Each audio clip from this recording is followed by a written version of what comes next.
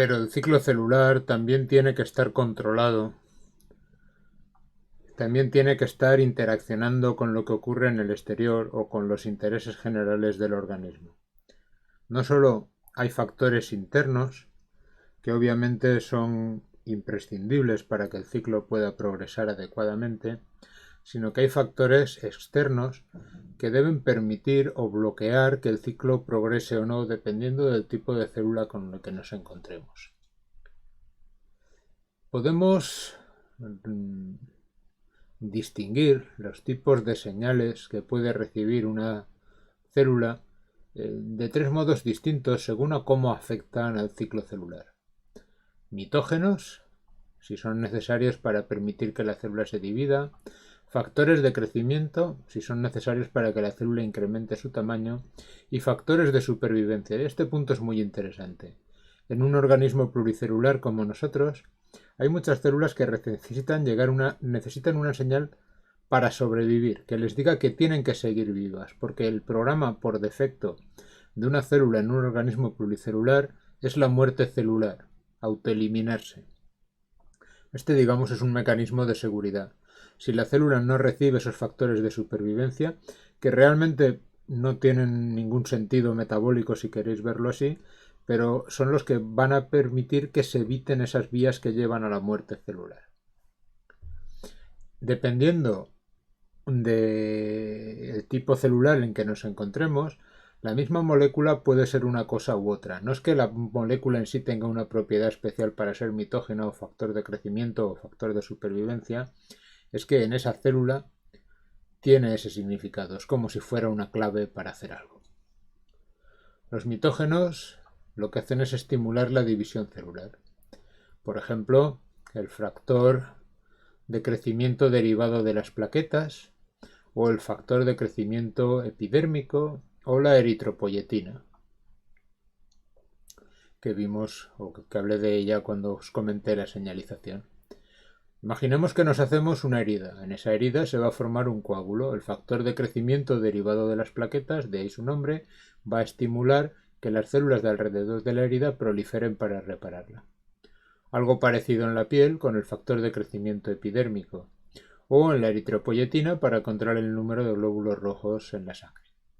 Todas estas sustancias actuarían como mitógenos, pero solo de aquellas células que interpretan correctamente esa señal. Por ejemplo, la eritropoyetina pues va a incrementar el número de eritroblastos, pero no va a incrementar, pues no sé deciros, el número de hepatocitos.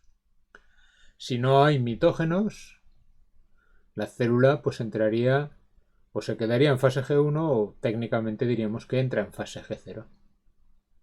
La función, por lo tanto, de los mitógenos sería activar aquellos complejos de ciclasas y quinasas que tienen que ver con la duplicación del ADN, con que la célula entre en fase S.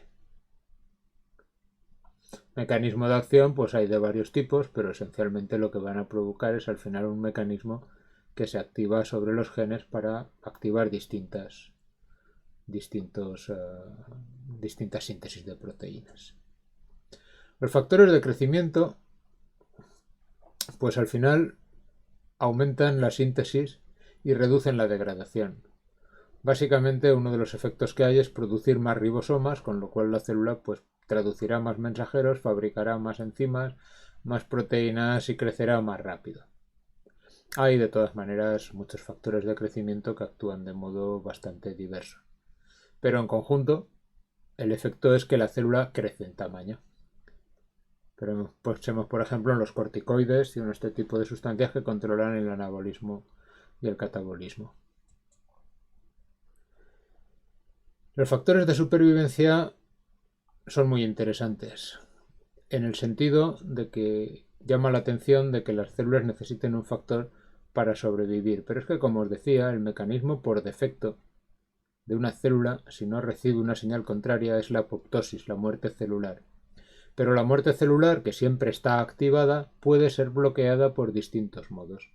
Estos factores de supervivencia son las llaves que controlan estos bloqueos. En distintas células pueden ser distintos o pueden ser una combinación de ellos. Es muy interesante ver que las células pueden competir por estos factores de supervivencia que están en cantidades limitadas, y esto puede regular el número de células. Esto da lugar a la teoría trófica, que fue primero planteada y yo diría que demostrada en neuronas, pero que es aplicable a muchos otros tipos de células. Una neurona necesita conseguir unos factores neurotróficos, unos factores tróficos que le permitan sobrevivir. Cada tipo neuronal tiene una combinación específica de estos factores. Estos factores no tienen que ver con la cantidad de contactos sinápticos que recibe una neurona, sino con que ella haga los contactos correctos, ya que va a obtener ese factor neurotrófico desde sus botones terminales y lo va a llevar hacia el citoplasma, donde hará su función. Lo interesante es que cuando se forman las neuronas, normalmente se forman neuronas en exceso. Así que cuando llegan a su destino, las que llegan no van a tener factores neurotróficos para todos. Y entonces es cuando empieza la competencia. Aquellas que no consigan suficientes factores neurotróficos morirán por apoptosis, solo aquellas que puedan conseguir un número adecuado se mantendrán. De esa manera el organismo puede controlar el número de células que necesita. En general, los órganos se forman rápido, el caso de las neuronas es un ejemplo claro.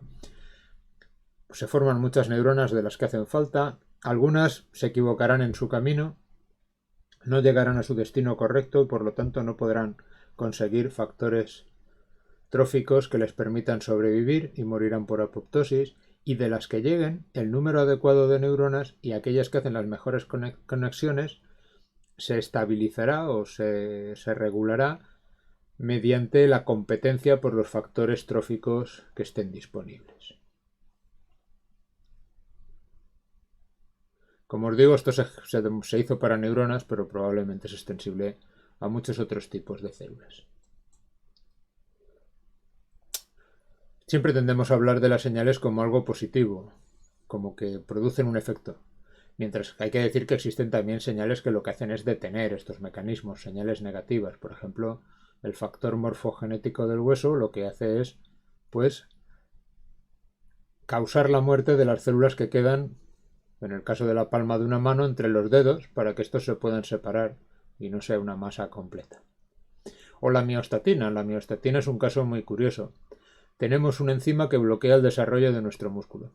Si no tuviéramos un factor. Si no tuviéramos miostatina, nuestros músculos crecerían y crecerían a costa de toda la energía que tenemos y acabaríamos pues como este buey aquí, este novillo, que como podéis ver es nada de grasa y todo músculo. Es algo muy espectacular. Sin embargo, tenemos una proteína que evita que esto ocurra. Si tú quitaras esa proteína, pues te muscularías sin necesidad de pasar por el gimnasio. Esto no es positivo ni mucho menos. Estos animales pues tienen más problemas, ya que tienen un déficit de energía, necesitan estar continuamente comiendo, además esto hace que no sean ni rápidos ni ágiles ni nada por el estilo. Si mal no recuerdo, por ejemplo, en los galgos, muchos galgos campeones de carreras tienen una mutación en uno de los dos genes para la miostatina. Los galgos normales tienen las dos miostatinas normales, la del padre y la de la madre. Algunos galgos excepcionalmente buenos tienen solo una miostatina activa, la otra inactiva, con lo cual parece tener una ventaja. Sorprendentemente, cuando tú cruzas estos galgos entre sí, puedes obtener galgos que sean nulos para la miostatina, bueno, nulos, que no tengan ningún gen funcional para la miostatina. Y el problema es que estos galgos no es que no corran mucho, es que básicamente parecen un Rottweiler y obviamente no corren absolutamente nada en comparación con un galgo normal. Así que tiene un efecto positivo, pero es un efecto por una señal negativa. Realmente lo que se hace es bloquear la proliferación de mioblastos para que nuestras fibras musculares no se hagan tan grandes como en estos animales.